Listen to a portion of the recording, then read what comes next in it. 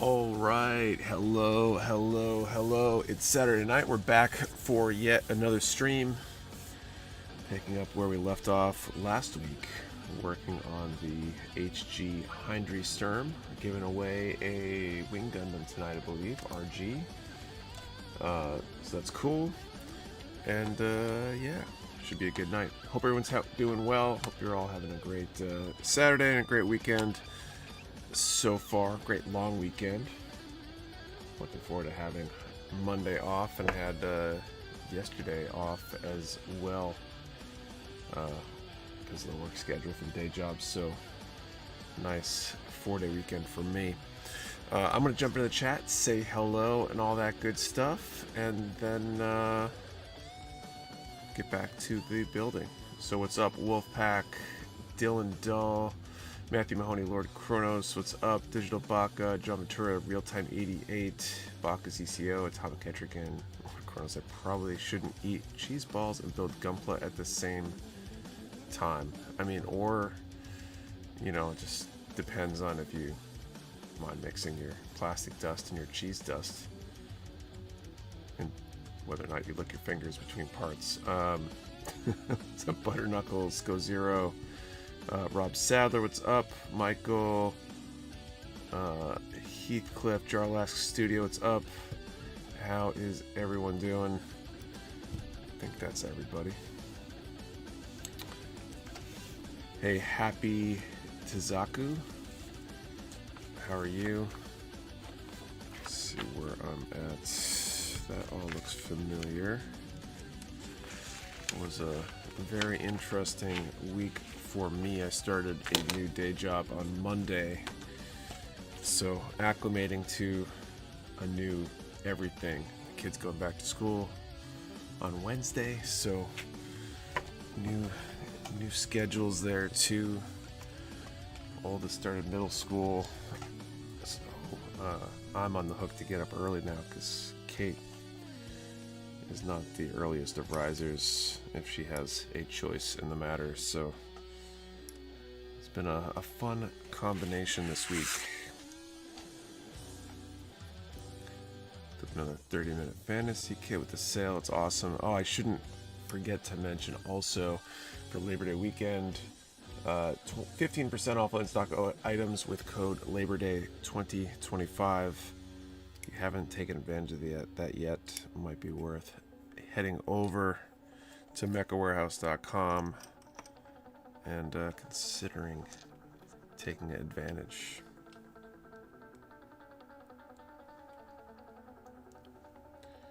But yeah, like I said, new job on Monday, new schedule, new everything. Made for a pretty fun week. Took advantage, got an RG Shining nice. I think our second batch is getting close to being out. We do have a third batch expected fairly soon, but that second batch will probably sell out before it arrives. Start HG Seat, Gelgug Menace, Lunar Hawk Custom, nice. That looks like a halfway decent kit.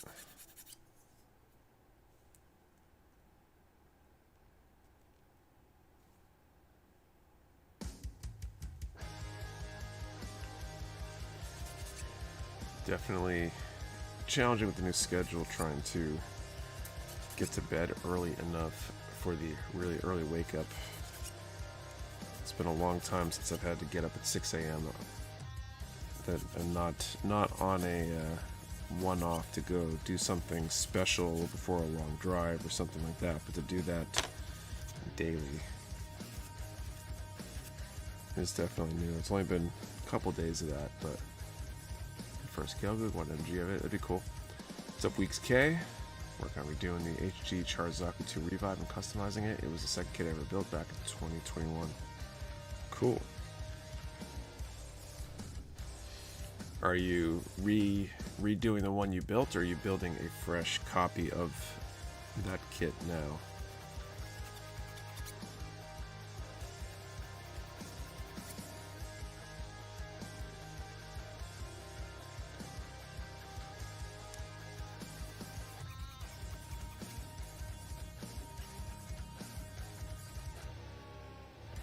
get up at 3:45 this morning to get a kid off to a cross-country meet. High school is going to be fun. Yeah, I'm sure.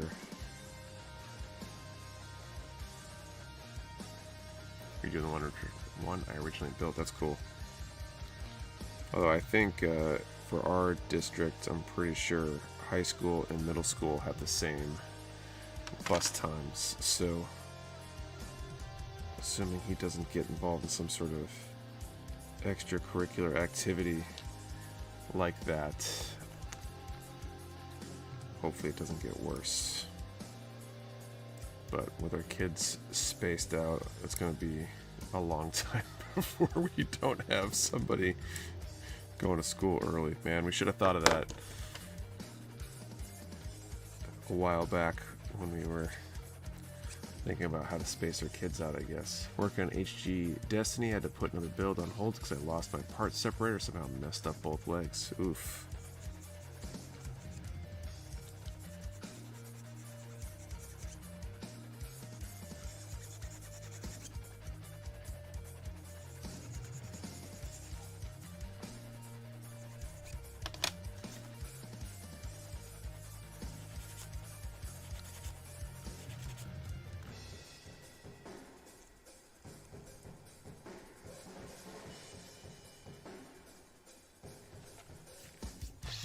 The other huge change this week, I think I mentioned this as a possibility last week, but we just need to literally put ink to paper to sign the lease for a new space for our dojo too. So to move a second business this year. Thankfully, it's nowhere near as involved as moving a warehouse. But I'm really excited about that change. It's going to be another really positive change, I think.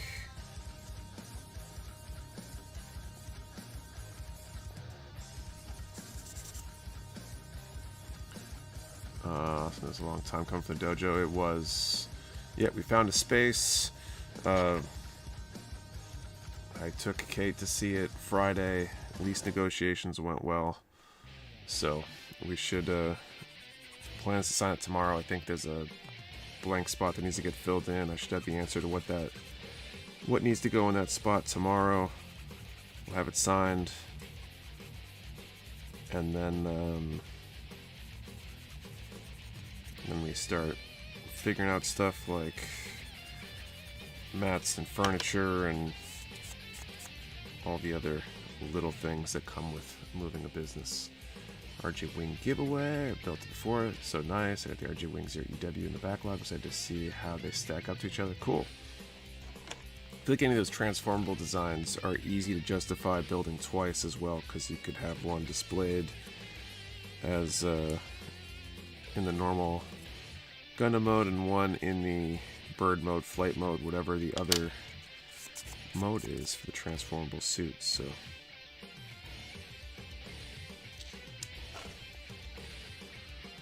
lost a part separator a while back, so I bought a new one, then found my old one in a box. A kit I used for a kit bash. You almost can't have too many of those. I mean, I suppose you can, but especially if you build in different places. Tried to buy one at my local the other day, but no one had one, not even a cheap one. I feel like they're either the higher end expensive ones, or they're like the Bandai one and probably not super available unless it's been produced recently.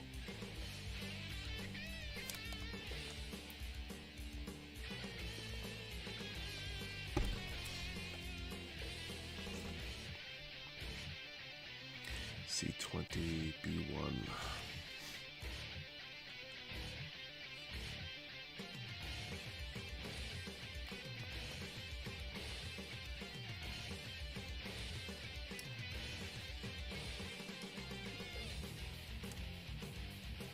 My tall geese is not transformable into bird mode.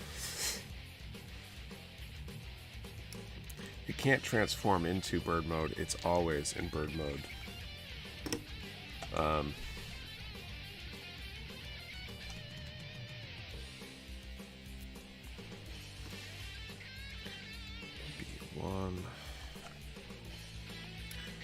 So everything feels like it's changing for me this month. It's a lot of stuff going on. Hopefully I'll settle into a good routine. The worst, the Lego part separator work in a pinch. I've heard people also have sharpened guitar picks to use as part separators. That's another good option. Got like, if you play guitar and have a worn out pick around, you could sand it down or something.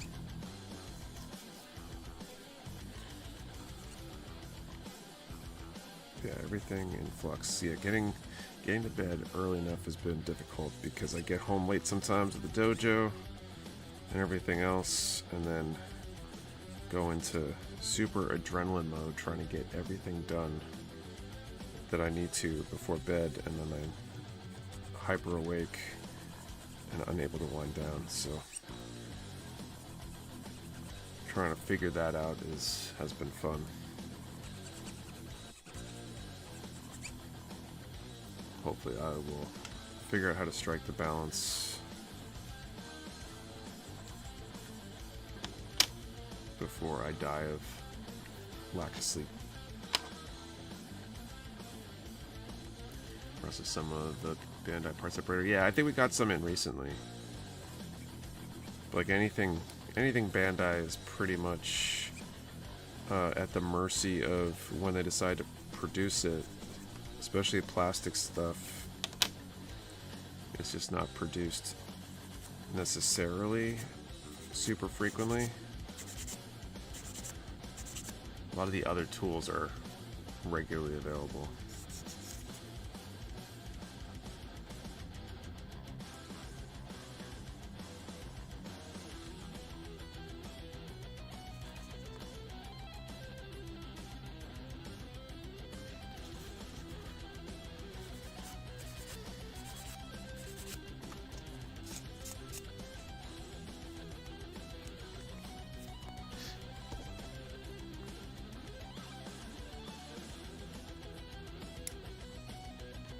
Anyone makes up pre-cut circular masking tape in different diameters? If anybody does, I feel like it'd be Disbay. Does Disbay have? They got some pre-made masking tapes. Disbay separator is real good. I quite like mine. Disbay separator is good.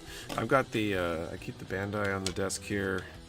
I did get a Disbay one. I feel like they fit slightly different niches. And then I also. The mega size RX-78 at least came with its own part separator as well, so got a few different options around. Yeah, Disbay makes some pre-cut masking tape for other stuff. I don't know if they have circles. They probably have a circle cutting tool for cutting masking tape. But I'd imagine being able to get just some pre-cut circles could be handy if you don't do it very often and don't want to invest in a tool. What are you cutting tape for?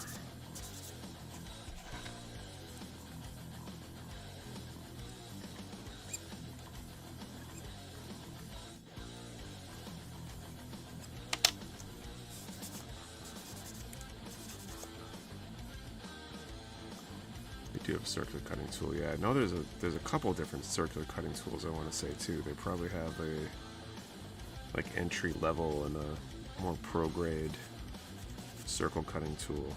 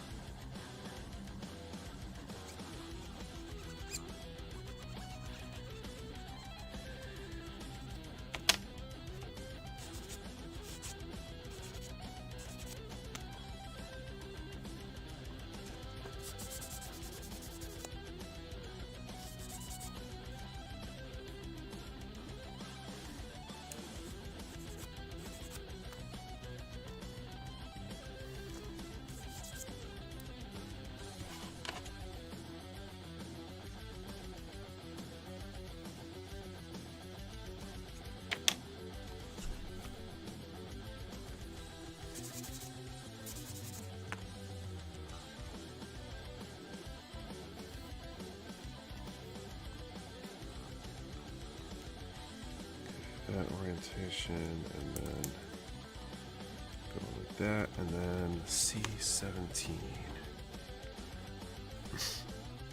Making verniers and masks, any circle details I want to paint in multiple layers. Gotcha. Gotcha. My biggest vernier painting tip is if you want to mask the inside of the bell versus the outside, I like using sticky tack because you can just like ball some up and stick it in there, and so you can like paint, say, the inside of the vernier a different color than the outside, and then mask it and paint the outside to get a different colors. Done that a couple builds.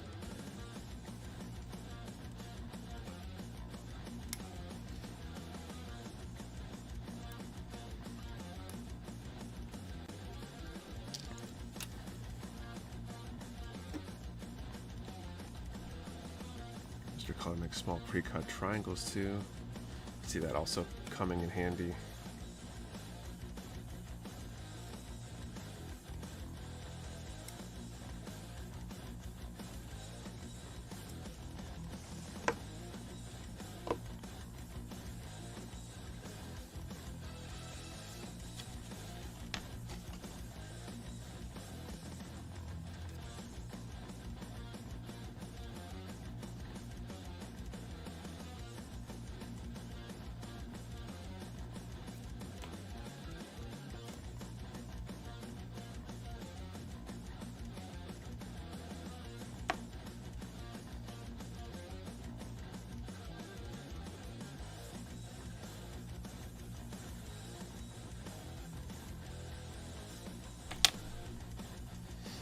You know what?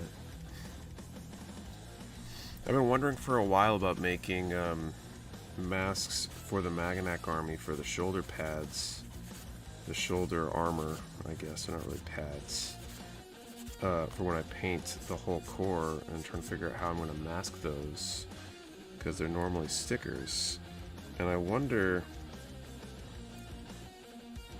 is there a good way to laser cut masking tape? Maybe this would be a good excuse when I get there to invest in some sort of laser cutter.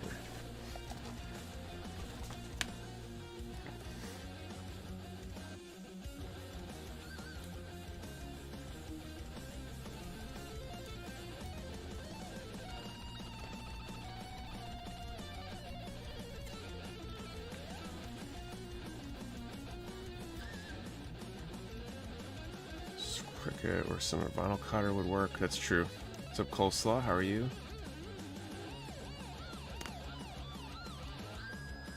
I was just thinking of that actually a moment ago because I was looking at one point at big, like, industrial sticker printing and cutting machines to make like the die cut stickers.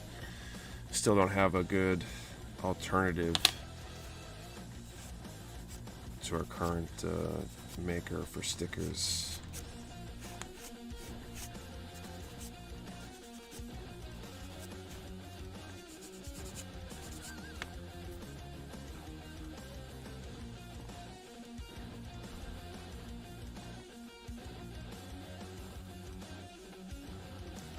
All right, so this goes in.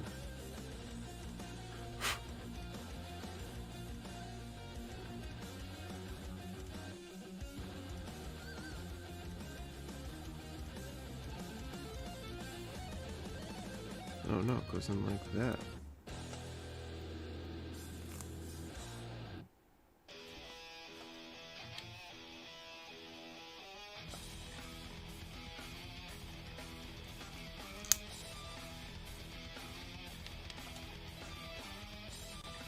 C19.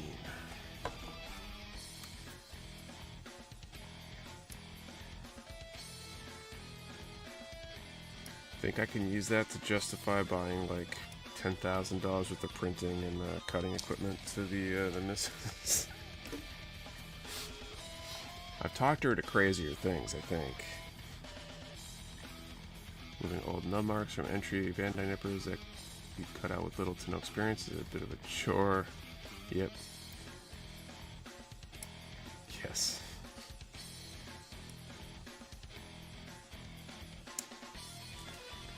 I need it for these, you know, models. I gotta, and look at it, just, now that I can do the models, I can also manufacture stickers and other stuff.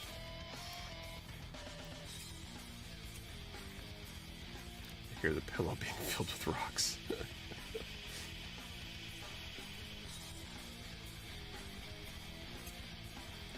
Yeah, probably.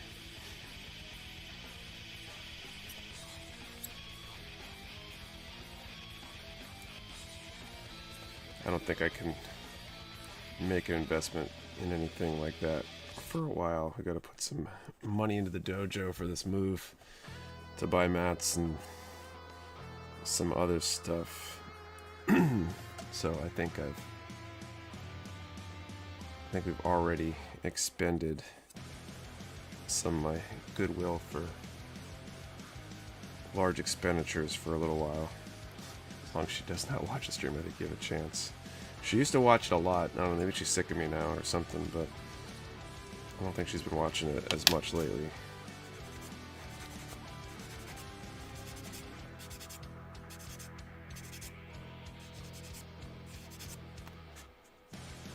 My woman would be there, one trying to talk me into that equipment. She uses stickers a lot in her hobbies.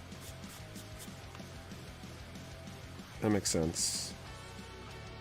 If I had unlimited time, money, and space, I would totally buy one of those machines.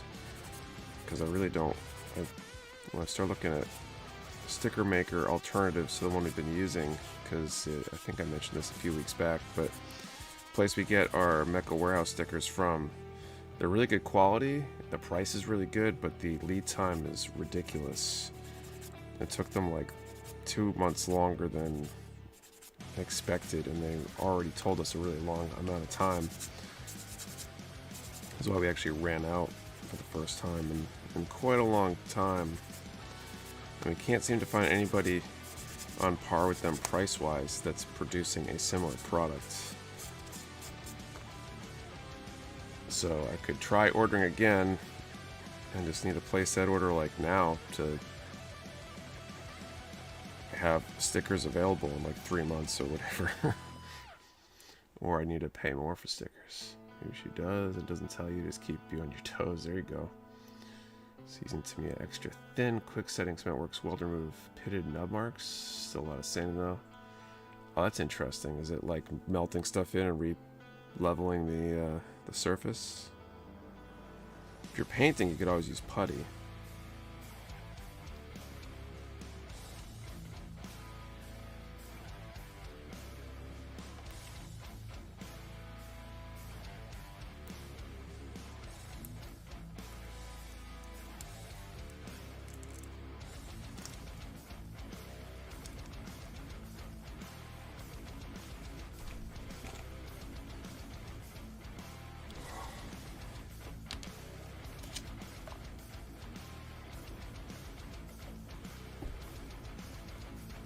All right. See, 18, 21, 22.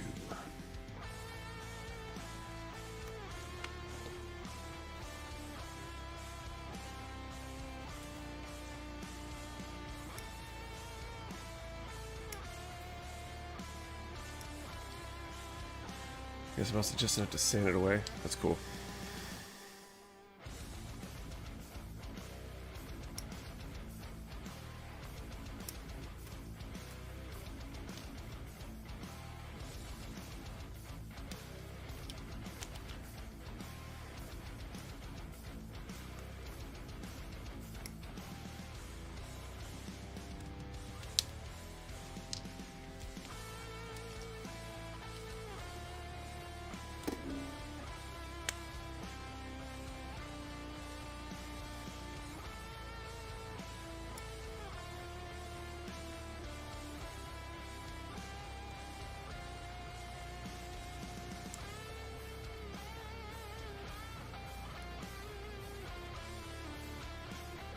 Something's going over that side.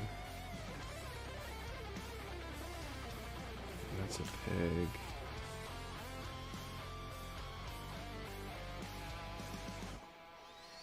That might not be. Gonna finish my harpy. Cool, how's that kit?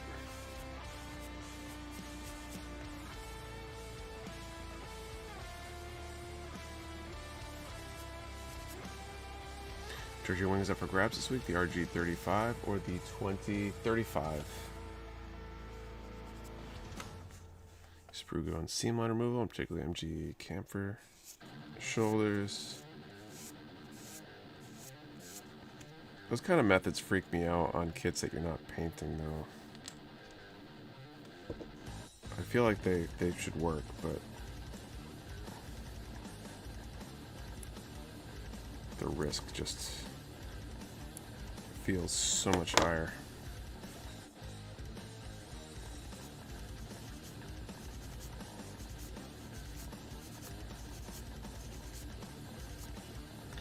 Nice custom paint job I wanted to do eventually for next year's Mosquito Con. That kit, cool.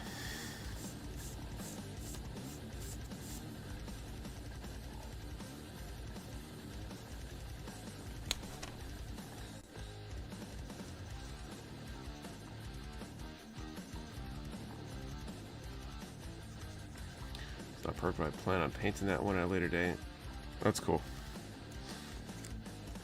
I feel like it's possible, if you perfect these techniques, to use them in a way that would let you work on an unpainted kit and have it look really, really good. But I feel like I would be nervous as hell trying to make it happen.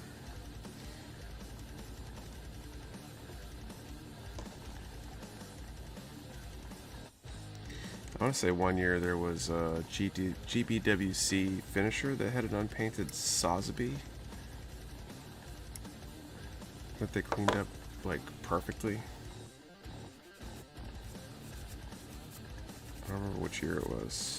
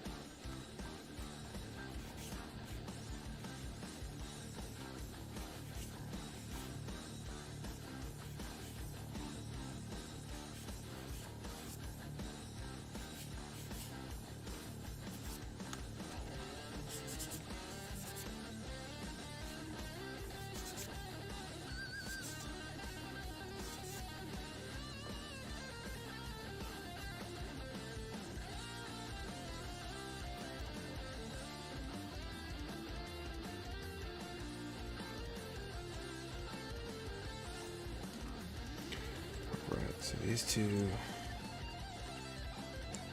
go together. This peg is gonna have that, and then sticker number 4. I think I remember that one. Wasn't it one of the top of the U20 junior categories? I don't recall. Like, I want to say it was like a Canadian dude or something, but I could be massively wrong.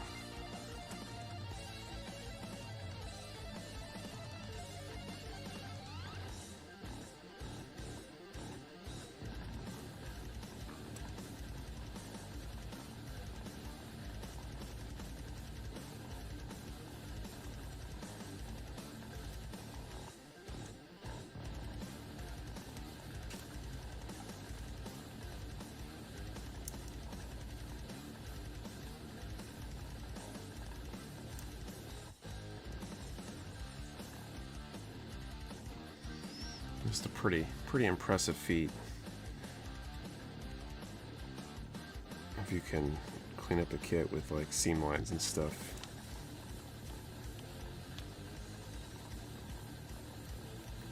With techniques like that, unpainted, and have it look really good.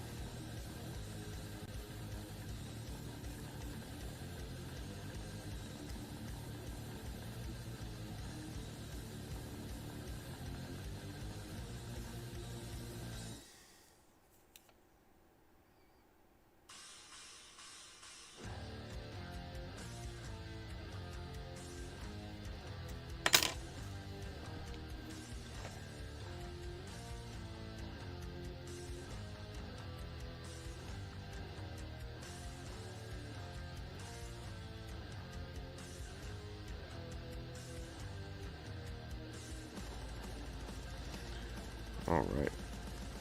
So that's done. B6 will be next, but we should actually figure out the first draw of the night to give away this Wing Gundam. Try to give away this Wing Gundam.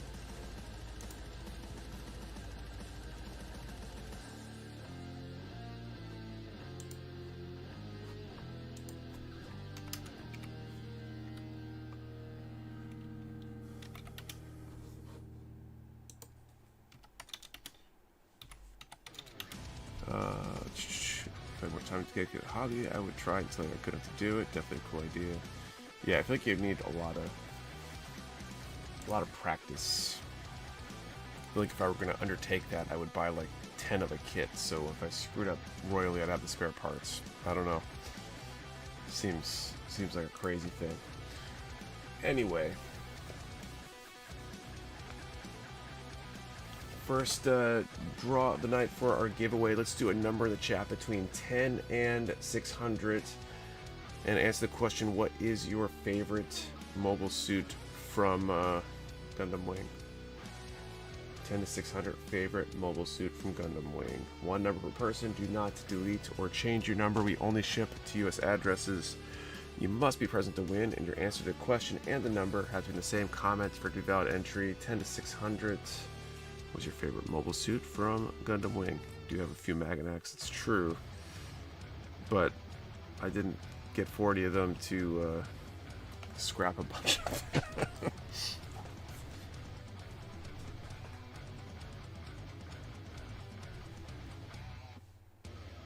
Alright, B6.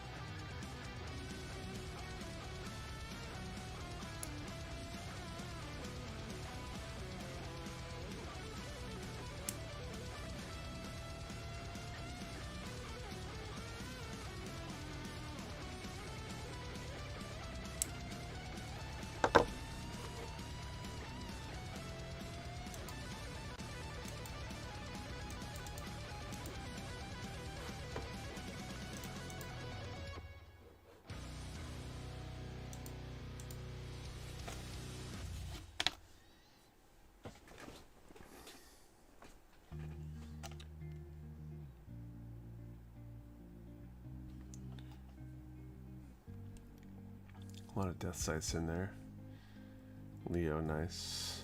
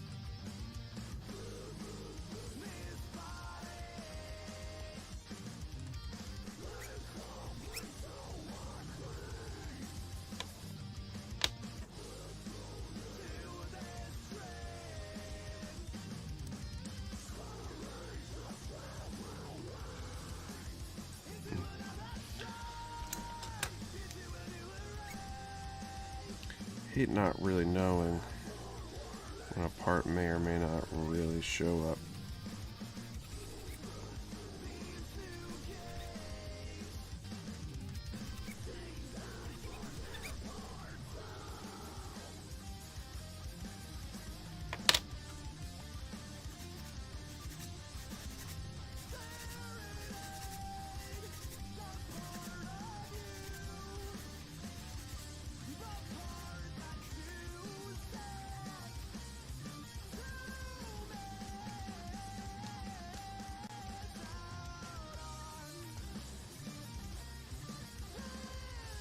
Probably good enough.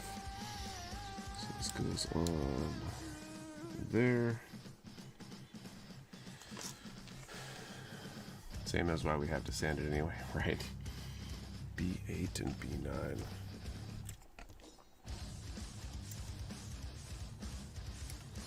Especially when I'm trying to really get their kit quick.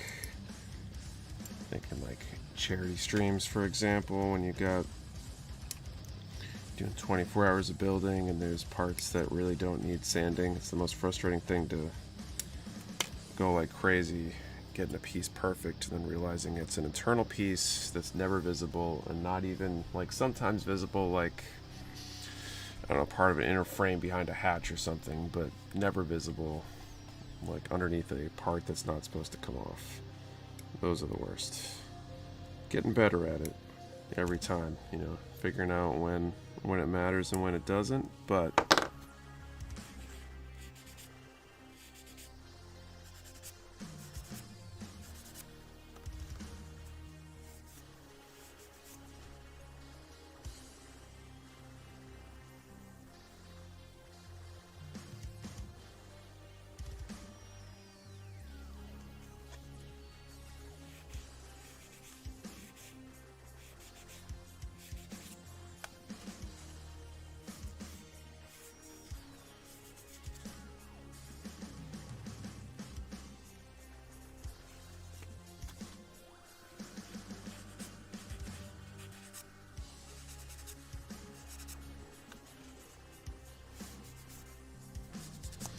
I'll call time in just a moment here, and then we will draw a number. Let's see if we've got a winner.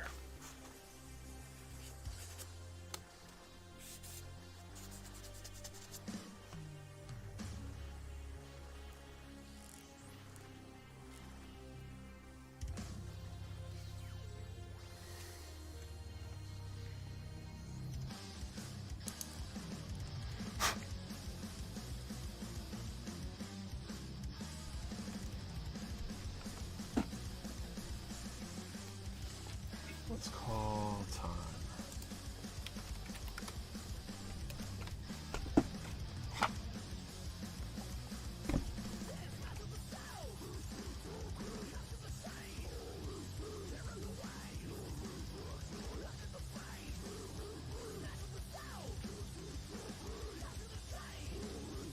All right, 10 to 600. That looks right. Here we go. 284.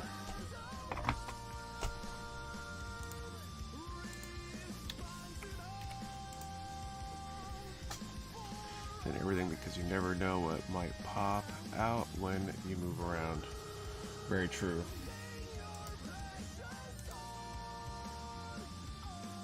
I put 284. Yep, wrote it down. Search nada.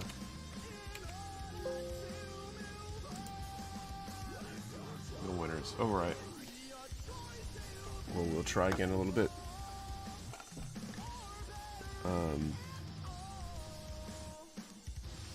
Yeah, I feel like there's also kind of conceptually, do you build for a single pose or for every pose, you know? Do you pose your kits frequently? Do you build kits so they can be posed whenever, or do you plan for a certain pose, build it, paint it, leave it in that pose forever? Not only that, but you never know what nub will grind against what part, hindering movement. That can definitely be an issue.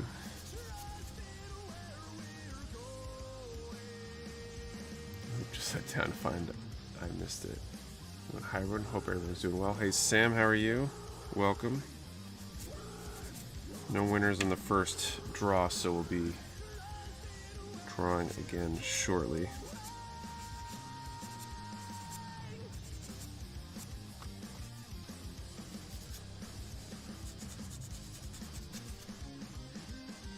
When I first started out the shoulder, when my HGs wasn't moving well, found it later because of a small passkey nub.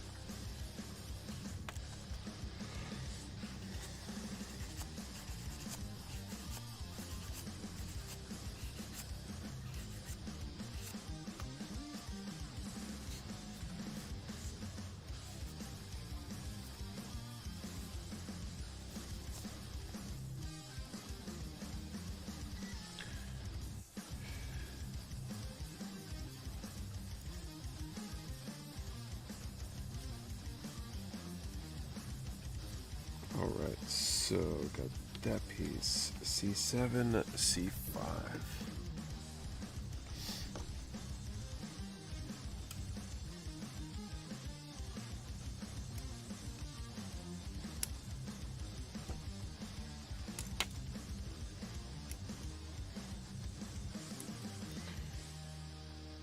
Nubs and joints can be frustrating, challenging, because you never know. If you go extra far, like say a ball joint for example, you could sand that really well and negatively impact the stability of the joint, or you could not and have it not move very well, or worse, scrape out the insides of the joint to the point where it's no longer stable later because of the geometry grinding between the parts.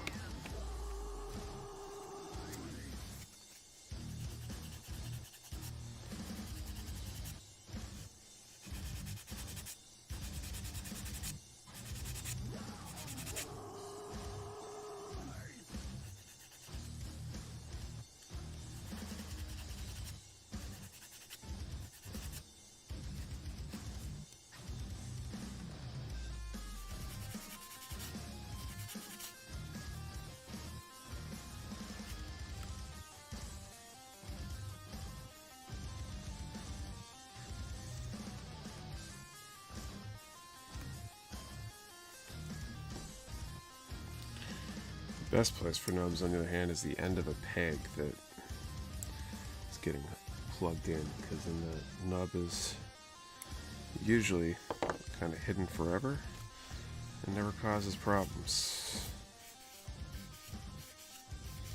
As long as they designed the kit with a little bit of spare tolerance there.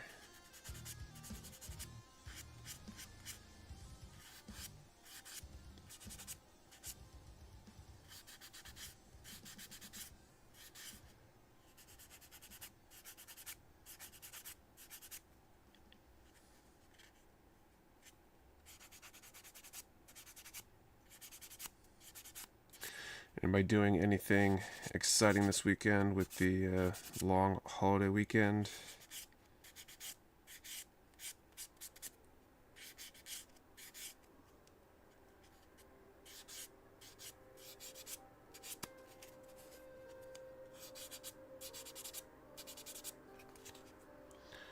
Painting mostly. That's cool. I keep telling myself I'm going to paint one of these weekends, and then it doesn't happen. I'm hoping that changes at some point here.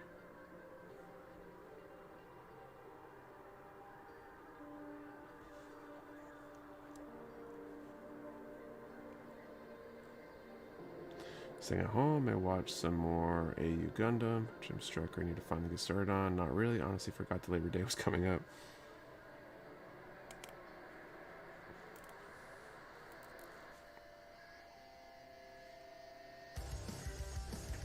kind of feel that. I'm hyper aware of it mostly because of the starting the new job. Thinking about the start date and stuff. I was trying originally to get a week off in between, but that didn't really pan out because of benefits, and this way I get, you know, paid for the holiday. If I had taken the week off and started on this upcoming Tuesday, I would have missed out on the paid holiday. So when Doug, our Xbox is out of storage, just for me to find out I didn't store my controller on my Xbox.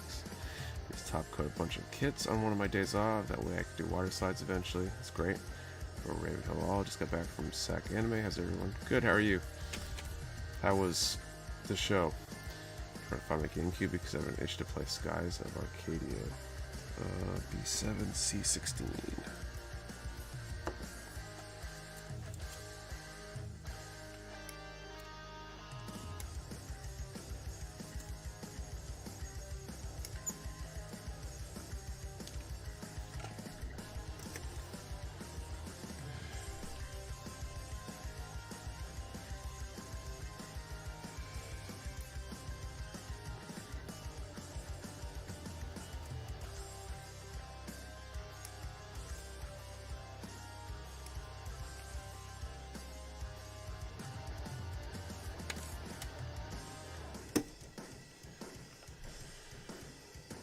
Started on 120 Tamiya via Arbath. I've built a car since I was a kid and totally out of my comfort zone, figuring out paint flow.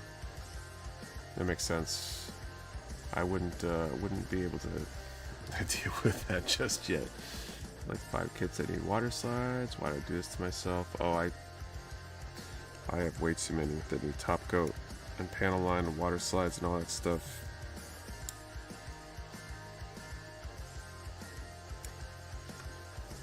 But it's like almost not worth, you know, panel lining, because if I have a backlog of top coating, then that's still a backlog there.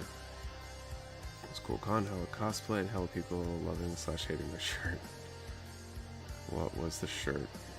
I almost don't want to know.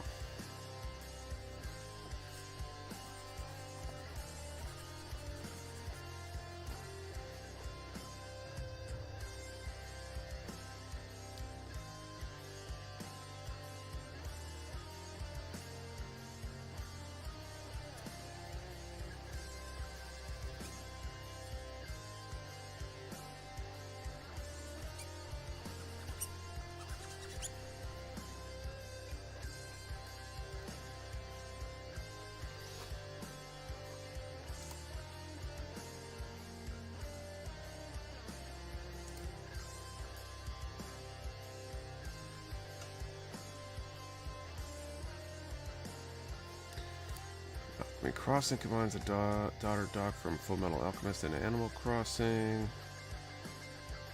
Post a pic if I could, but if you Google Alchemy Crossing, you'll see.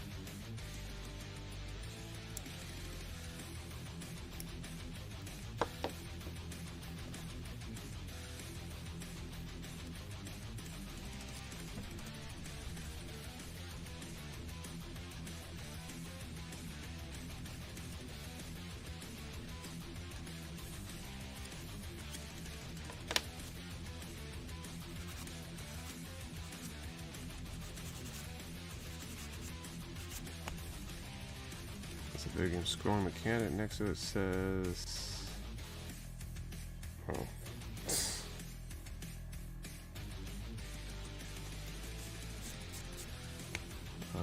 Yeah.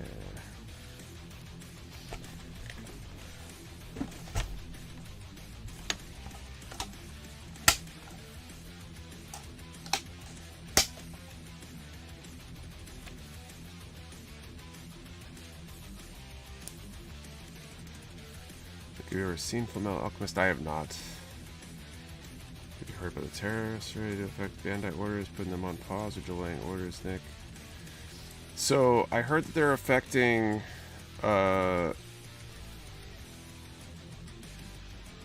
the was it like Tamachi Nations and some other stuff that's produced in China. Is there a new update about the tariff affecting goods made in Japan?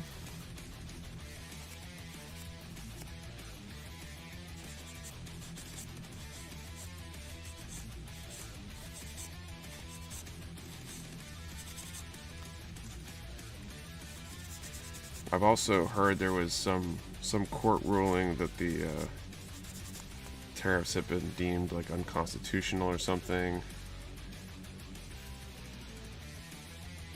And I know de minimis is going away or whatever, but I think that's been news for a while and shouldn't affect big stores.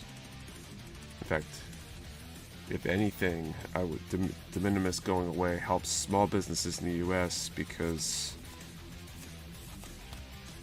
it takes away the competitive advantage given to foreign stores selling stuff and importing it under de minimis. But it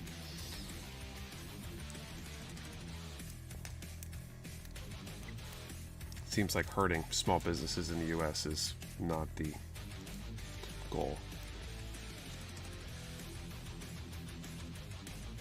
The constitutional but left in place at the same time. Yeah, I don't know how quickly change will come with that, because I'm sure it's getting appealed up to whatever. I know that tariffs is a very political topic, but if we can't keep it non-political as possible, then we're going to need to change the topic. There's the little courts that try to rule it as illegal, but the Supreme Court already stated they cannot do that.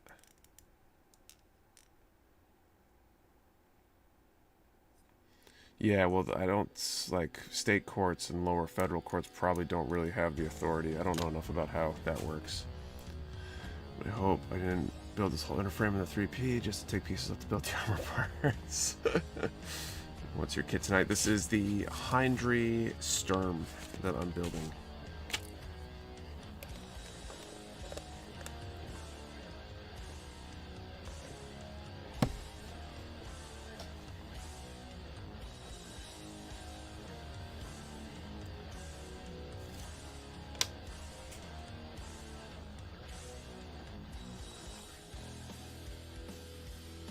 Alright, left arm A5, A3.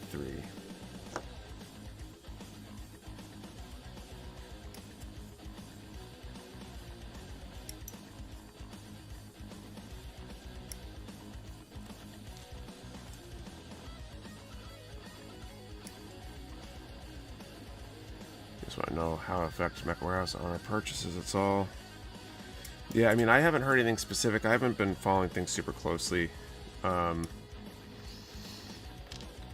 For the most part, we'll see the changes when they come in.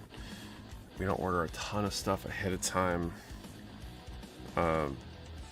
So we'll hopefully be able to react to the effects before we feel the effects, even though we're not thinking ahead. It's hard to order stuff ahead of time. Kodo is the main one that would affect us with ordering ahead stuff.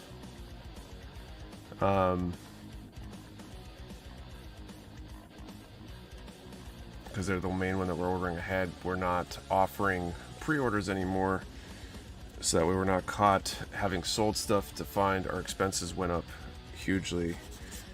Gives us more flexibility to deal with the changing situations. How about Good Smell pausing shipments to the US? I don't think they're shipping them.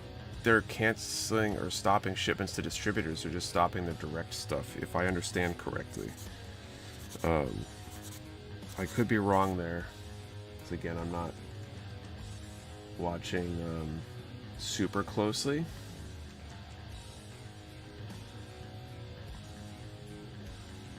But Yeah, I think that's what's going on there. All the stuff just makes decision making in general difficult. I almost don't care what it ends up being. I mean, obviously I do, but just long-term stability and predictability is important for decision making and planning. Excited for the Aerial MG SD. Yeah, I think that'll be a cool one. The Aerial's a cool design. I still need to build an MG SD or two, but that one I'll definitely be grabbing. Let's use Labor Day 2025 code. Order MG Virtual some action bases. Cool, thank you.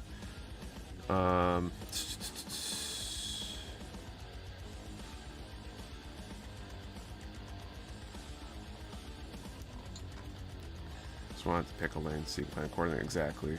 That's the killer, right? Is just if things are changing, you get kind of crippled by, I don't want to say fear, but you have to play things somewhat safely rather than get caught, and that's what we were about to get caught. I mean, we have kind of been caught. Any of these pre-orders arriving, like Coda pre-orders, for example, that we had pre-sold, we're losing a lot of margin on. Seems like pricing hasn't moved on a lot of that stuff industry-wide for the most part, so it just means that stores and manufacturers are taking the hit collectively on margin on that stuff, and I'm not sure how long that'll last, but MGSC never really appealed to me. I think I'd rather just have the MG version. Yeah, I wish I'd go back to make normal MGs too. Guitar was amazing. I didn't realize how much I missed that line.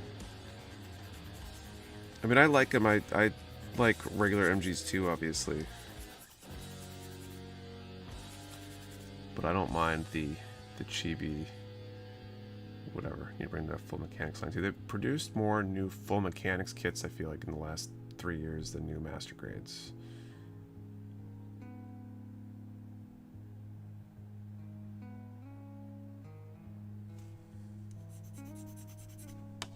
Speaking of MGs, you guys hear about the FAZZ? What about it? Is it coming back? They're reprinting it or something?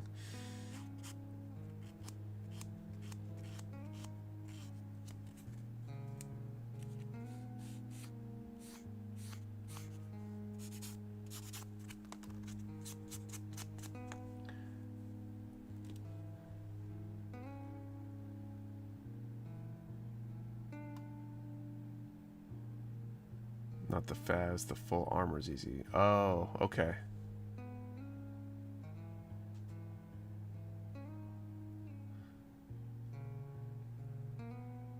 So ZZ colors, gotcha. They they need a more unique naming.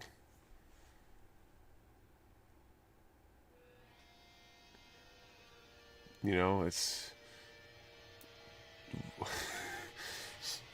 there's one is the acronym and one's the full name or something. Like it's like the same thing with all the wing variants, right? You got like the Wing Gundam and the Gundam Wing and the Wing Zero, and like I don't know how anybody's supposed to keep them straight without being deep into it.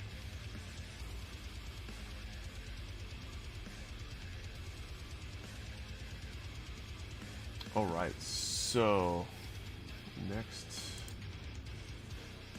draw here.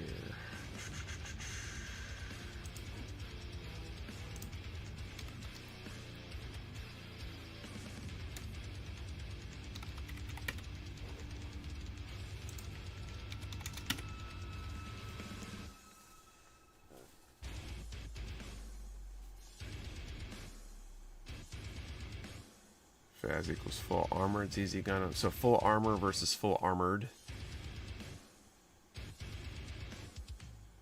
Am I understanding that correctly? I can't imagine how anyone would be confused by that. That's clearly not confusing at all. Okay, what's my question here?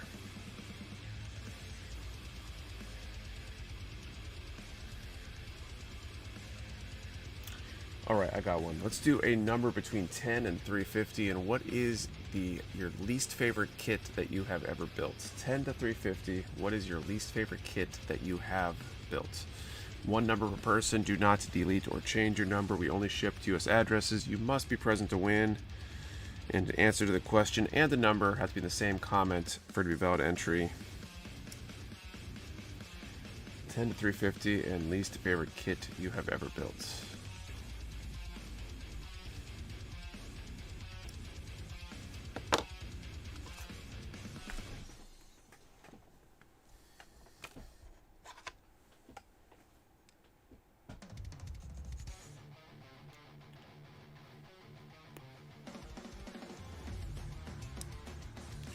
MG Arc 78 3.0. Really?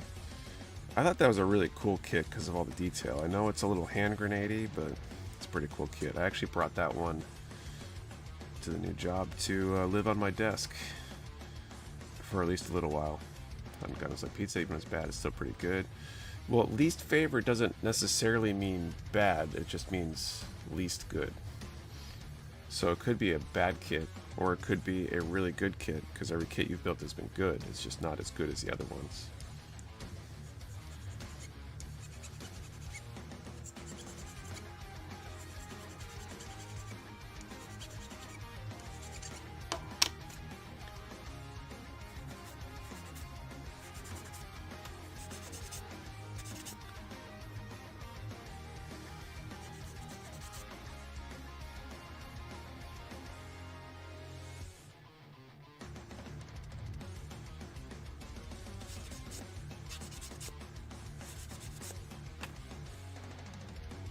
One of the rich kids, I remember the name. Like, I'd totally be, which one was it? It's one of the two, Ilfrith. Is it Thorn or the Which one's the one with the gorilla arms? That would be high on my list of kits I don't prefer.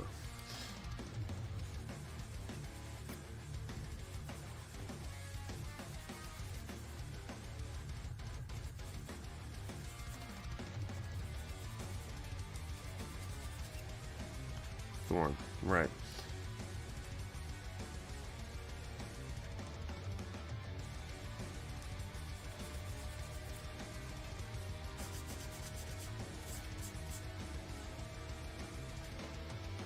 So you pretty much ripped into that one the entire time you're building it. Actually, we all were. I think it's funny looking for sure. Like, the construction of the kit is fine. Like, it went together well. You know, it's stable and whatever. It just, that one's more like the mobile suit just looks super silly. So I think for me it would be like the HUC 40 Zaku 2 old HG Zaku. It's because the joints are so bad. It just didn't make sense. Couldn't have remembered to take that into combat. There's a chimp somewhere, right, that loves that mobile suit, okay? Gorilla or something. It's whoever that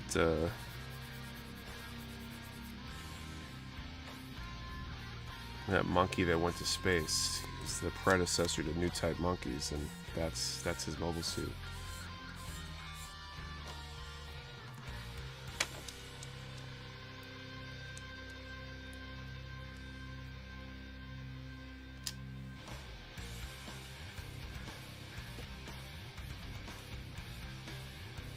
C20B1. Let's see, we have seen a horsepower to MS, so I would be surprised. Let's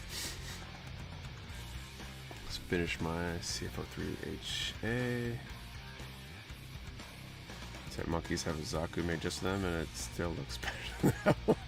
Let's try. I heard something about that. What is that from?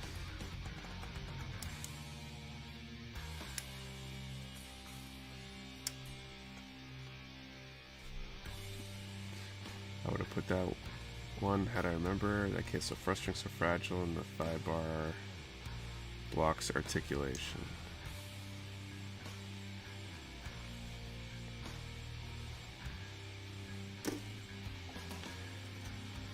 B1. Okay, here we go. Bond kits are hit and miss in quality.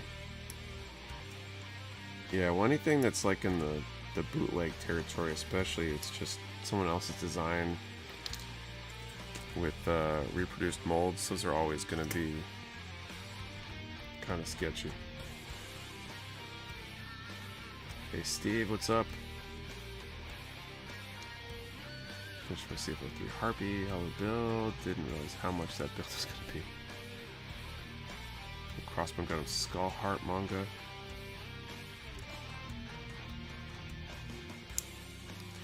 Someone out there is just like, we need to come up with something crazier than what's already been out there.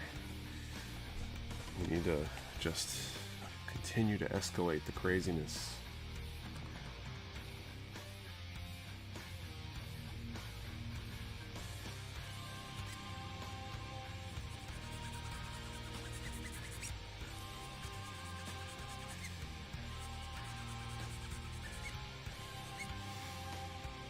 Was the question, least favorite kit you have built?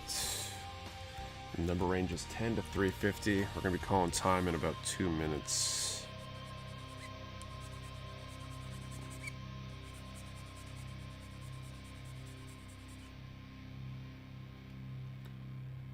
The backpack has a backpack that has a backpack. I should mention that there's an anime already like that. It's called Gurren Lagann.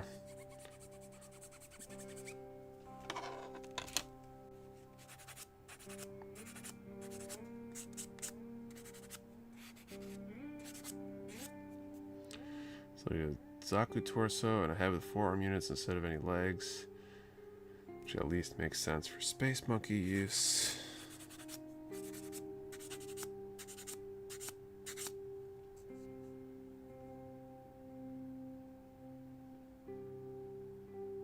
Got mechs piloting other mechs.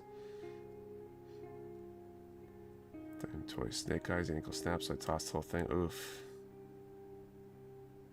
Just got back from seeing Toxic Avenger, super fun movie. Oh, that's cool. One hasn't even really been on my radar.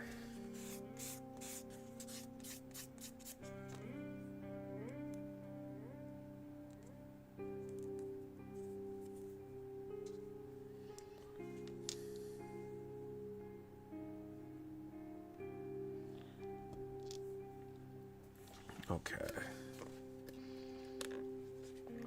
Let's call time.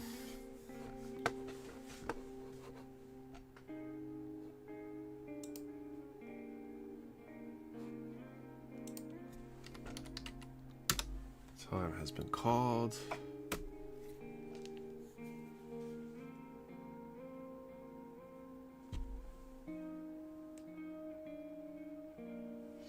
Okay, 10 to 350.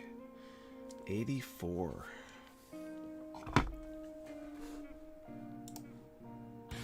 Which is funny because 284 was the last number.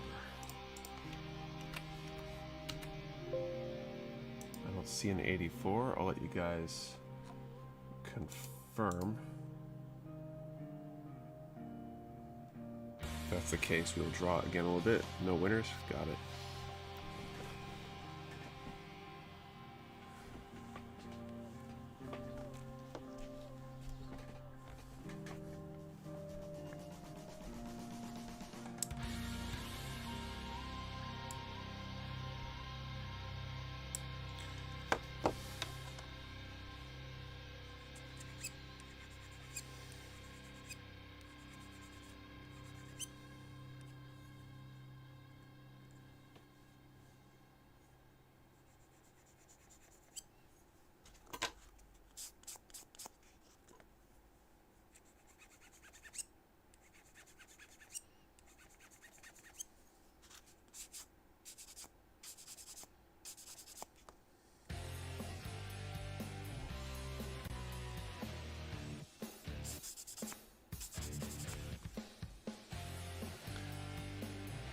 So hit or miss with their HGs. I haven't built any IBO kits.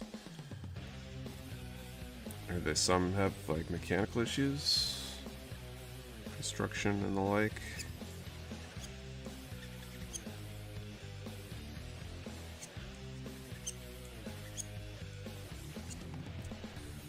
awesome, but there's always some sort of flaw attached to them.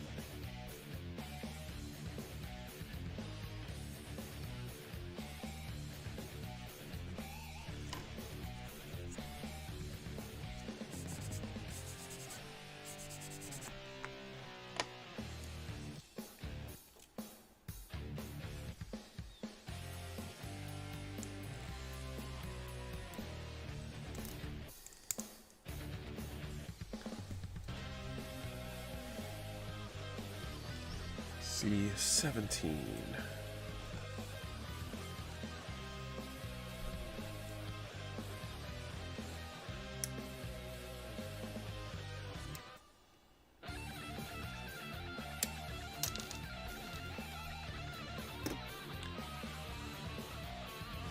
Cap, ball, joint, and waist is kind of flimsy from any HGIBO joint strength and pattern. Joint guard strips work well for it though. Well, that's good that the corrective actions work.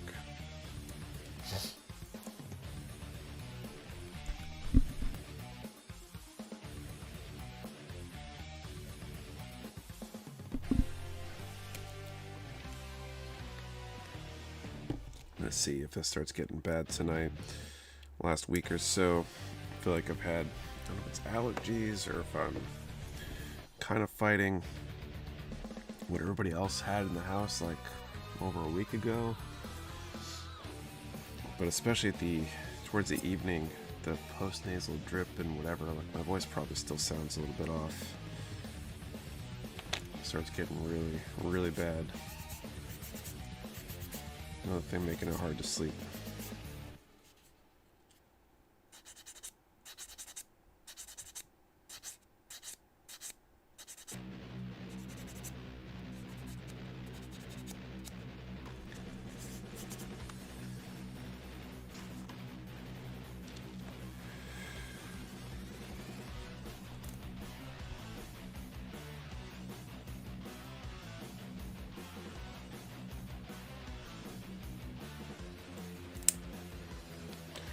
Alright, C19.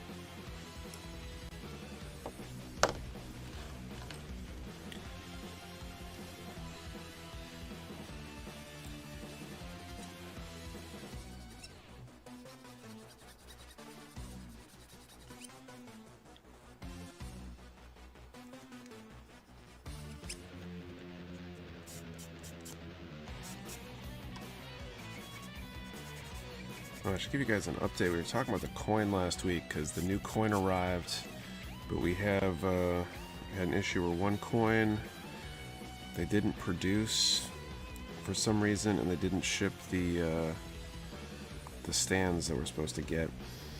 They're apparently producing that coin and going to send us the stands as well. I don't have a timeline yet, but they've said that they're going to take care of it, so.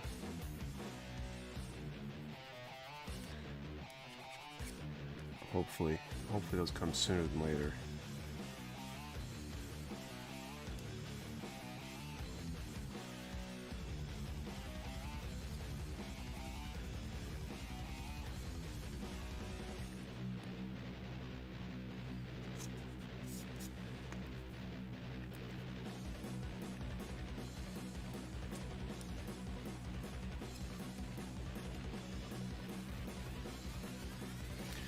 Good, glad they're fixing their mistake. Yeah, I agree. It took a couple days of pinging them to get a maybe it's a day of pinging them, I guess, to get confirmation what was going on.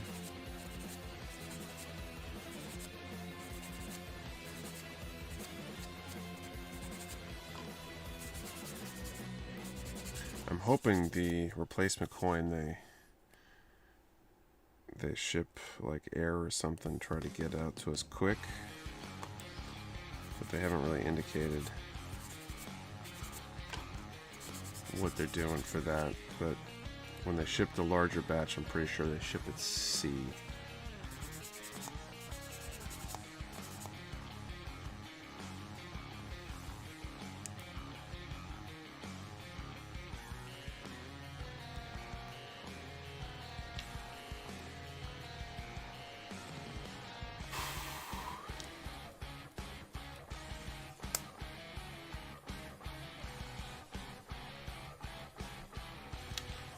Okay, 21, 22, 18.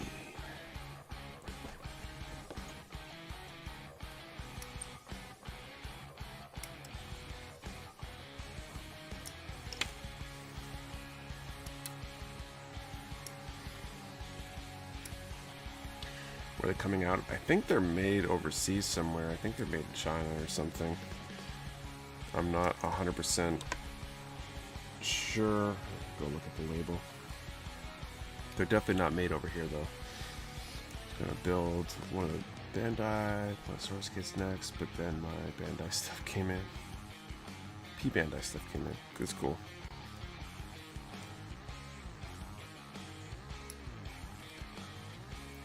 Do you get to keep the misprints? Those could be auctioned off.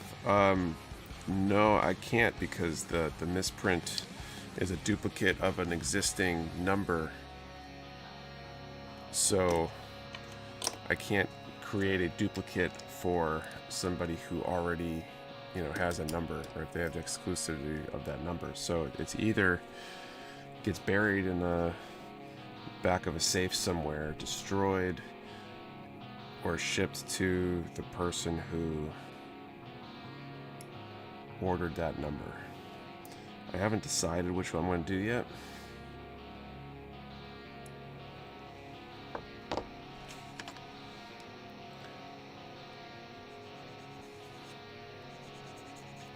But it's not like it's a misprint of a number that doesn't already exist or something like that, or, you know, a screwed up number. It was just that they duplicated one number and skipped another number. Keep it to the same. Cool to me. Yeah, I mean that could work. But I haven't fully decided what to do.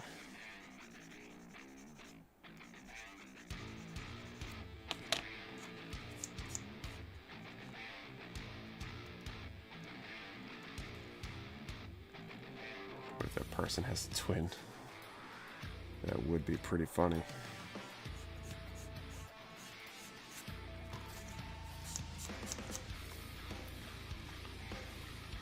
Still bummed I missed out on this year's coin by like a day. We do have some extras coming.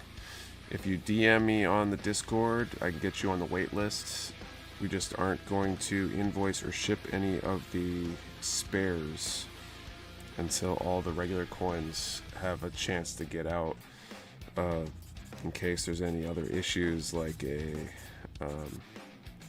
shipping issue or something gets lost or something like that. If it was me, I'd be tempted to say I would pay for the second coin of my number. Yeah, it's an awkward one though to ask somebody.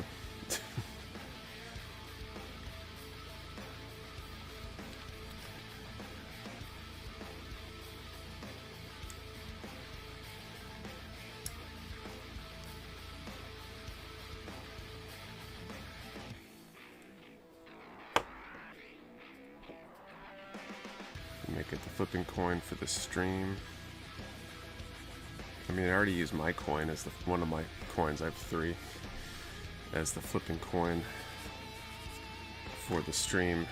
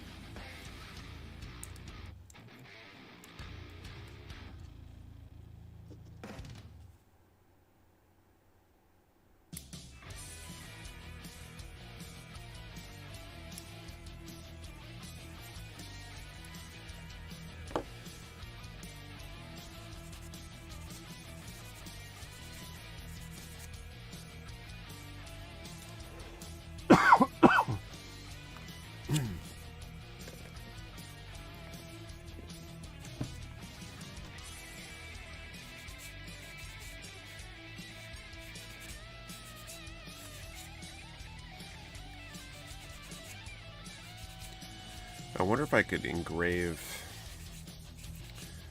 over that somehow.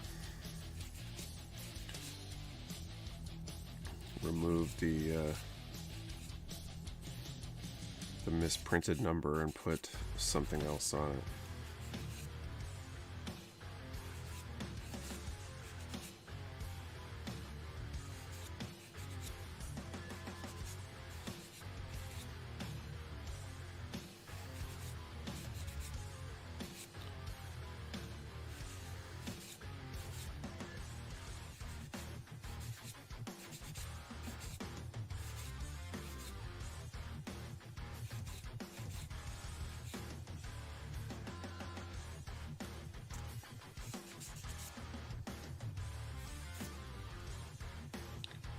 Infinity symbol.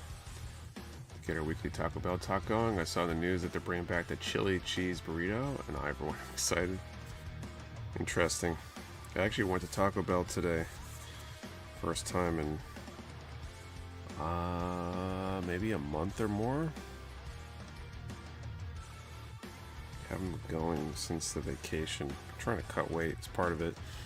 But I'm doing pretty good in that. So when I was out and about today, decided to reward myself. Although I was slightly disappointed, I feel like it was not as good as it should have been.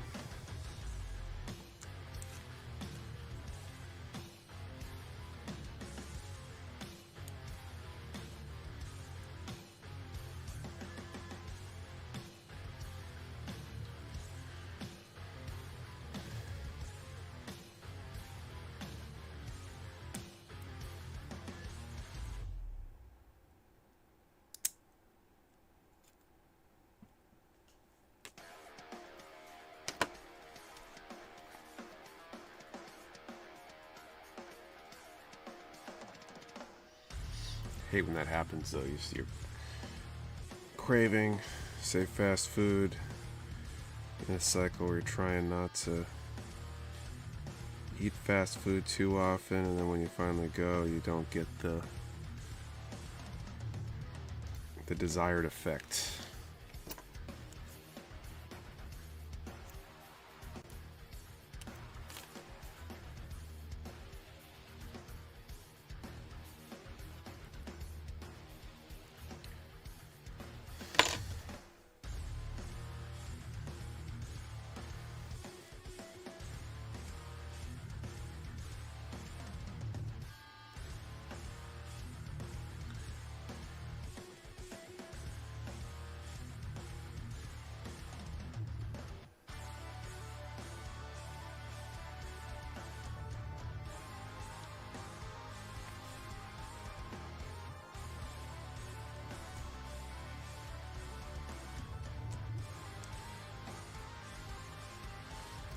So get that done. B6. Do fast food Fridays with the kids. It's the only day during the week we eat out. Makes sense. I was going probably about weekly for a while to some sort of fast food. But I'm trying to cut back on that. What really grinds my gears when I can't find the droids I'm looking for. I was in high school, Mexican pizza had bulk olives and chopped green onions.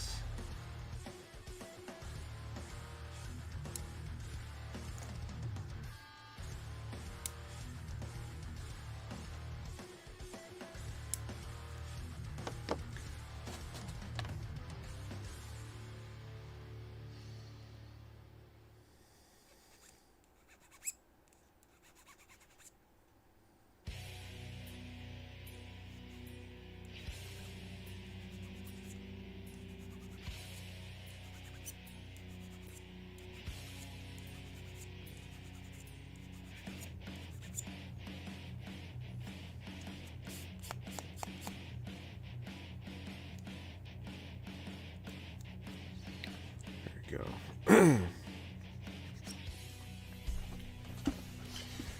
Looks like I'll probably just about, well, yeah, just about finished the arms tonight on this.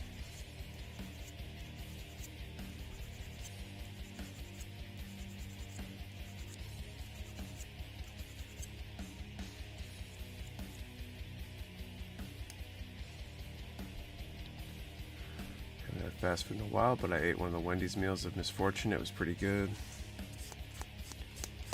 Is that like a new thing they're doing? I haven't heard about that.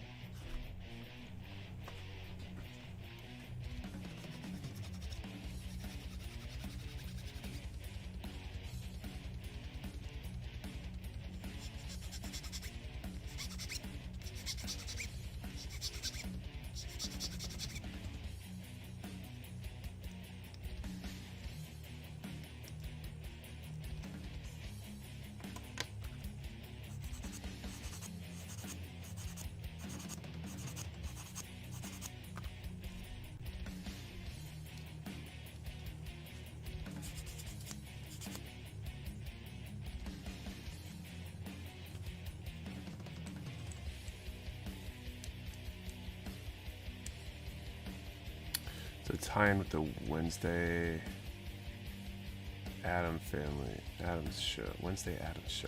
I can read, I swear. Gotcha. That makes sense. That's cool. B8, B9.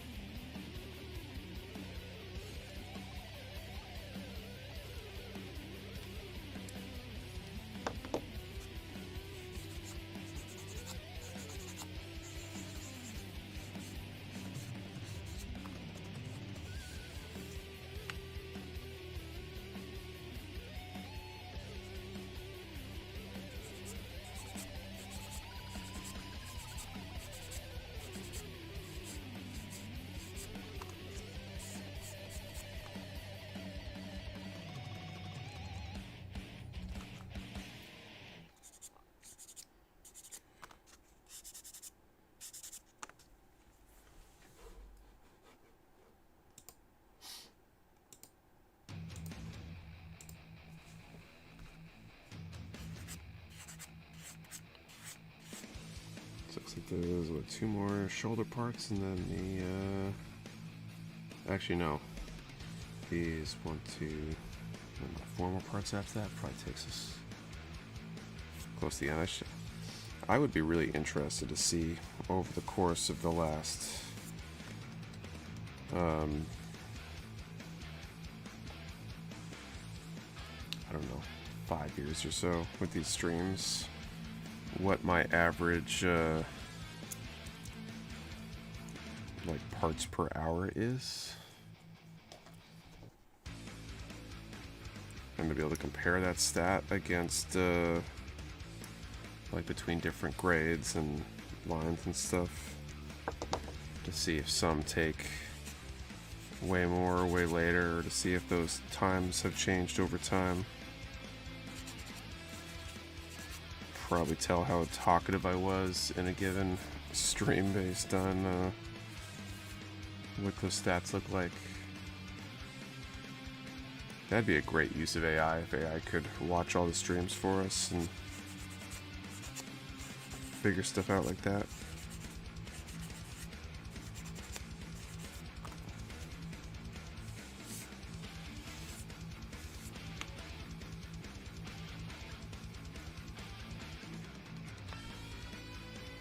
For PGU new, when it comes in, I'll sit down and watch every stream from YouTube and want to figure it out.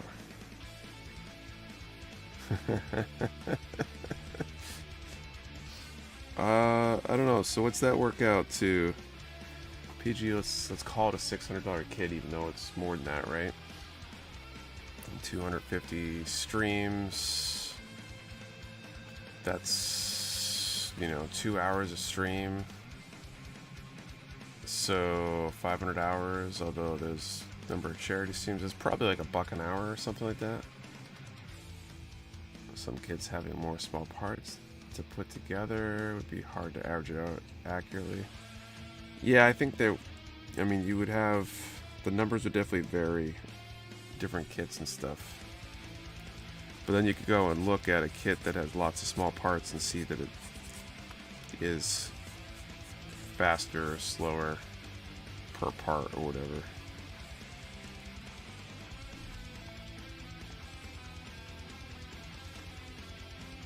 I don't know enough about the AI stuff, but I wonder if you were to take a video and count them manually and then could feed that into some AI for training data, if you could make the AI figure that out.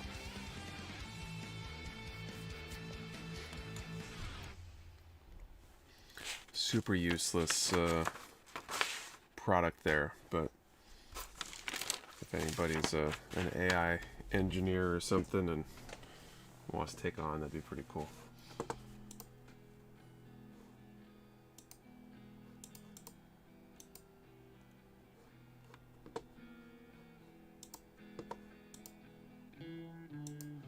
All right, let's figure out our next draw here.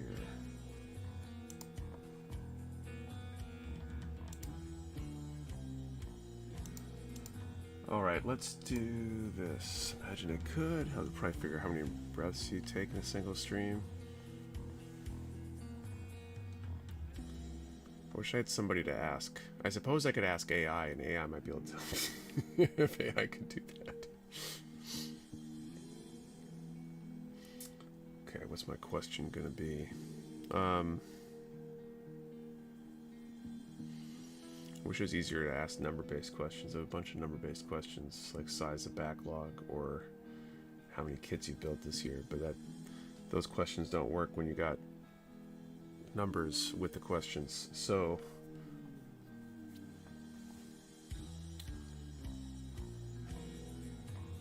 instead, well, there's an AI to figure out these questions, right? Well, the debate about what AI is doing for software engineers or taking away from software engineers is continuing. Over under number. That's a good idea. I like that. Okay, so let's do a number from 10 to 150. And is your backlog over or under 50 kits? Let's do that. Is your backlog too big?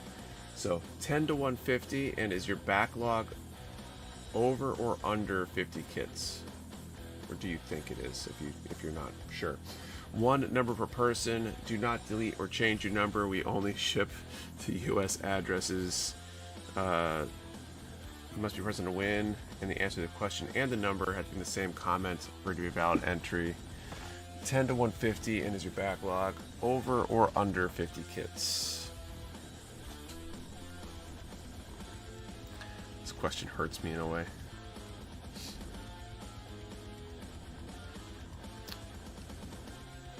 Significant number overs. I thought about making it like 100 was as the break for the question, but we're like at the 50-50 mark. Badumch. All right, what was it? C5 and 6.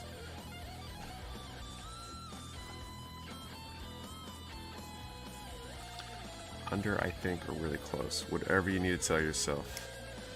I'll wait to the stream, worked my second job and forgot. No worries. Welcome. Still would have been over.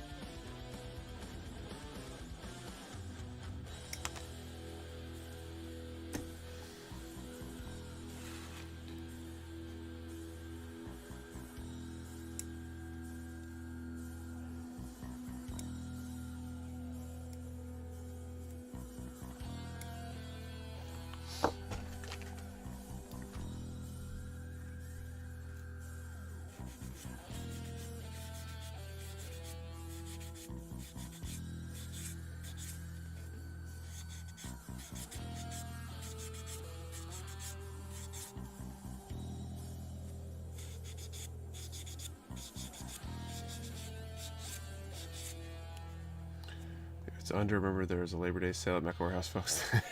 There you go. Yeah, those are rookie numbers. You got to pump those numbers up. I think mine's a little over 100 right now.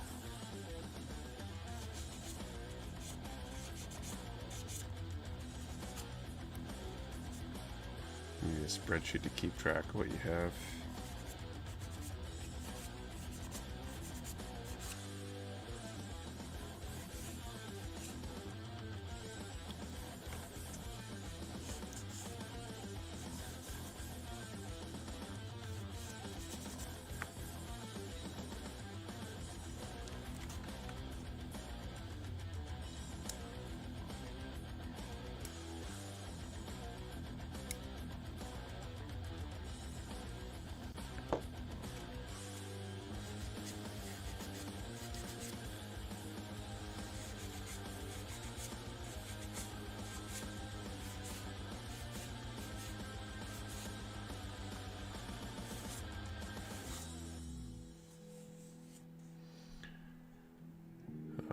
Checklist on my phone to keep track of them. If I was motivated to spreadsheet, the backlog would not be as big as it is. Yeah, as soon as you put the tracking effort in, you start wanting to make less tracking effort. And you might know how bad your addiction is. My backlog went too low. My completed kit is like 70 now, I think. Yeah, I guess I don't even know what my number is for completed, and that's a loaded question too, because you got things that are like work in progress that technically the kit's been snapped but not painted or whatever else is planned for it.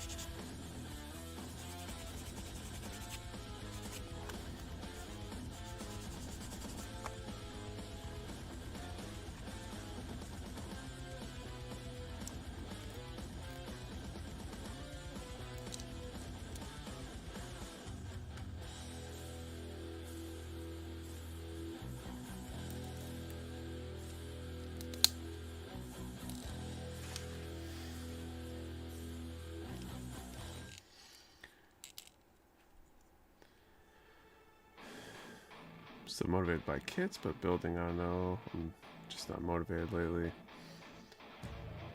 What's in Mike Shack, Delta Kai, GQ, Gummer, a few others.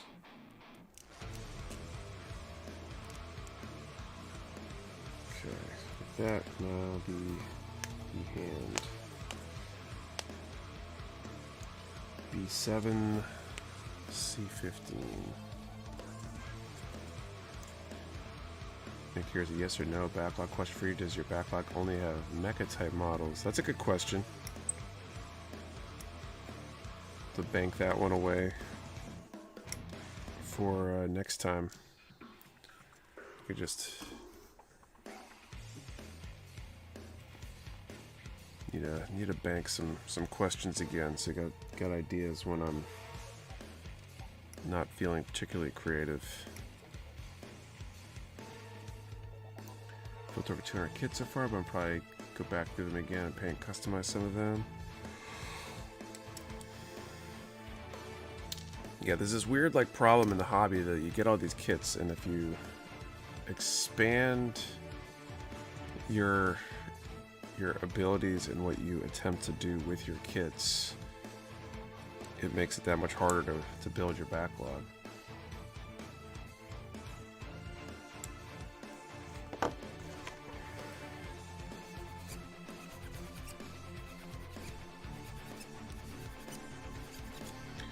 Snap building 100 kits, that's a pretty tall order, but if you're diligent and you spend a decent amount of time each week snapping kits, you could probably do 100 kits in a few years just snapping them. But you add painting and or detailing and any of that kind of stuff, and I feel like a 100 kit backlog becomes a 30-year problem. Here's a question I'm curious about. How do you all display your kits? Open shelves, glass cabinets, etc. That's a great question. Here I've got a pair of detops. I got a bunch of kits at the warehouse and a case there too. Now I have a kit living on my desk at the day job in one of the acrylic display cases that we were selling. Definitely the more skill I get, the slower I build. So burnt out and everything that I'm not inclined to buy anything more this year. Nothing coming out that really wowed me. My inability to build any better just vexes me. I feel like that could be a self-fulfilling prophecy, right? Where people get too anxious about trying to build to a certain level, and then it causes them not to experiment and try stuff. Like if you're willing to break things, it's almost easier to get better than if you're not willing to break things. Okay, calling time. Helps that I haven't liked the most recent HT lines very much. Like, it just... Like, that's a big problem, too. Is just,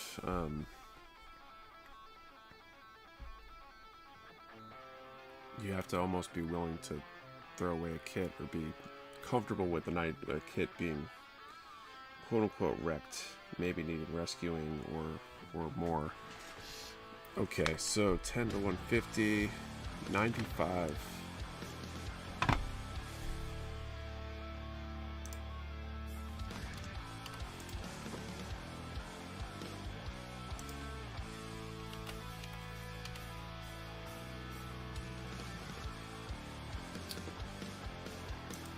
All right, I think we have a winner.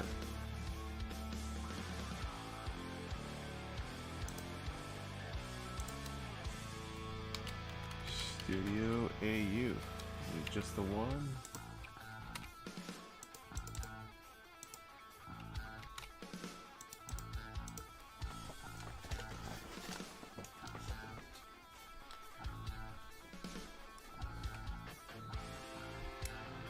I'm just tired of the nub marks, being bad stress lines of the plastic mold from the factory I can't fix myself, no painting, and some other aspects.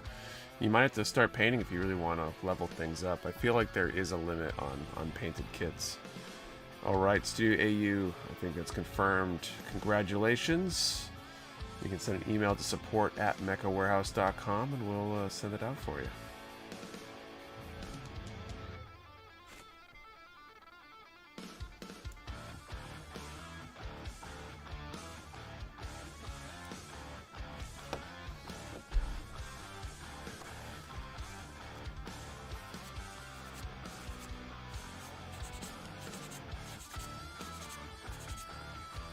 I think we were alluding to earlier in the stream, like if you really want to go crazy with finishing kits more perfectly without painting them, it's like almost a ridiculous level of practice and experimentation required.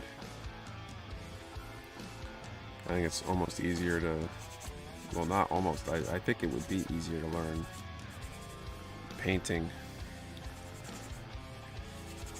than it is to figure out how to not paint a kit and get it quote-unquote perfect unpainted.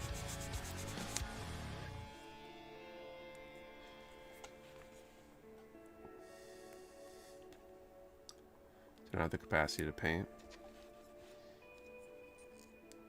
Yeah, I mean, we can all participate in the ways that we want to. I'm just saying that painting, whether it be hand painting and figuring out that, or airbrushing, or spray cans, or any number of other methods of painting, I think are easier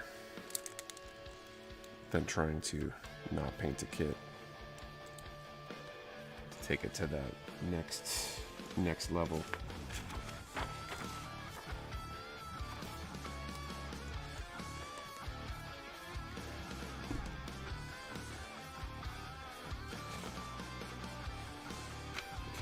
There.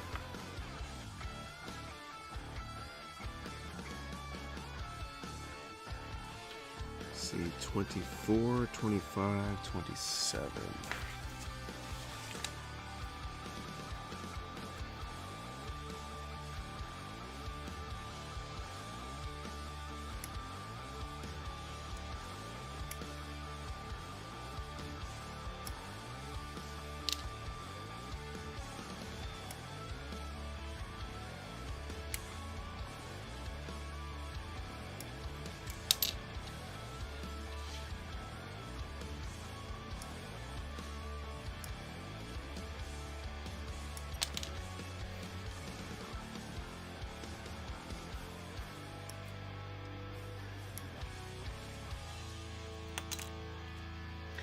Like the airbrush, but no space for boots. Struggle with paint markers. You have one holding a brush. It's all just straight builds. The best panel lining or water slides. Makes sense. Nut marks can be difficult on unpainted kits. I mean, I've been doing this for a while. I feel like I've never really gotten past a certain level. No matter how hard I try, especially with certain plastic colors, they're always there at least a little bit.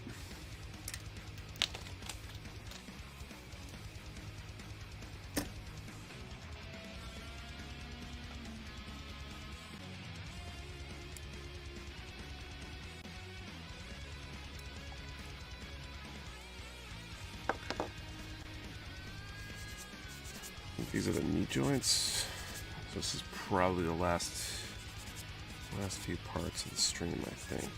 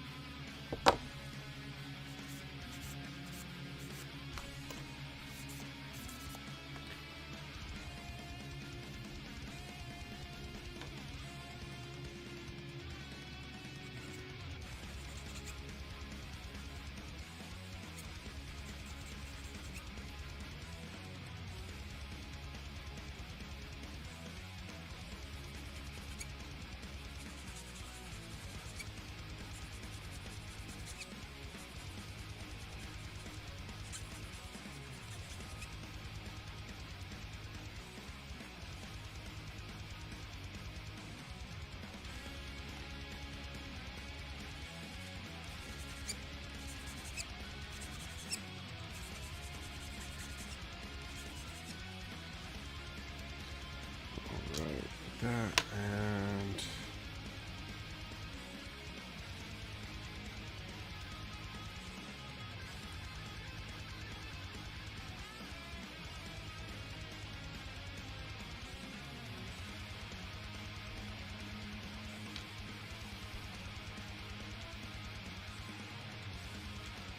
these will be mostly covered. Again, the always present challenge of which nubs will be visible and which ones will not.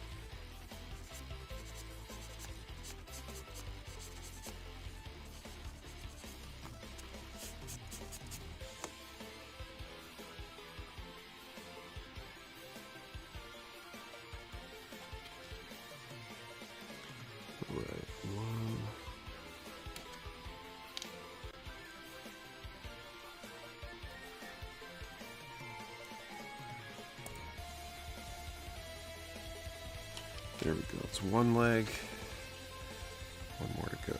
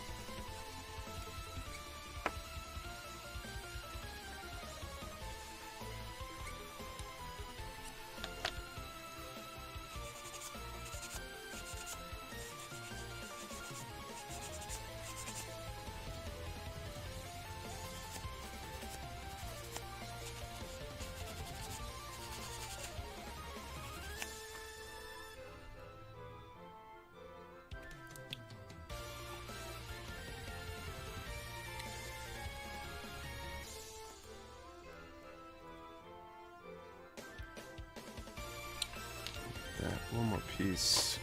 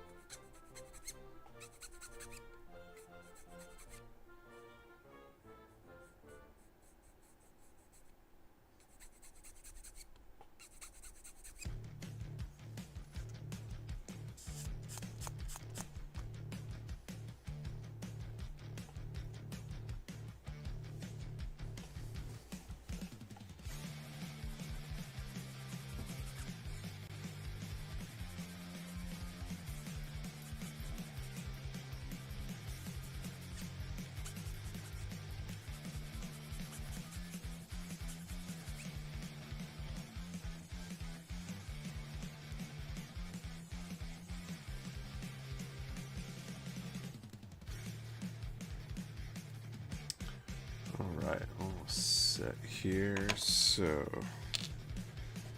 this goes down, this goes up. Oh, actually, this matters.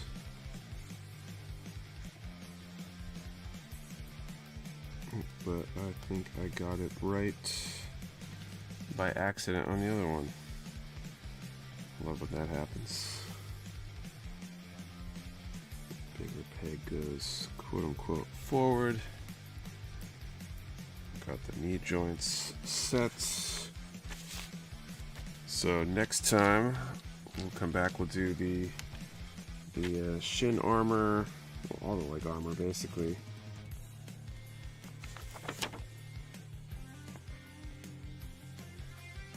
And actually both of these legs are symmetrical. That's interesting. There's no right leg or left leg, just leg. So next time we'll finish with the legs, backpack, weapons, which potentially might be able to pull off next time and get that all done in next stream, or at least really close. So looking forward to that. Now we'll move back on to something else. I think we're going to probably do some more panel lining or decals or something, depending on what I have queued up. But yeah, I think that's it for tonight. Thank you guys for hanging out and watching. Hope you guys had a good night. And we'll be back next week, 8:30 p.m. Eastern. Be giving away something else and picking up where we left off on this kit. So thanks again for hanging out, guys. Oh, and don't forget, we do have that sale going on this weekend. 15% off all in-stock items with code Labor Day 2025. So if you perhaps wanted to win that RG Wing Gundam and really need one, you can probably buy one yourself at a slightly discounted price. So anyway, have a good weekend, everyone. Enjoy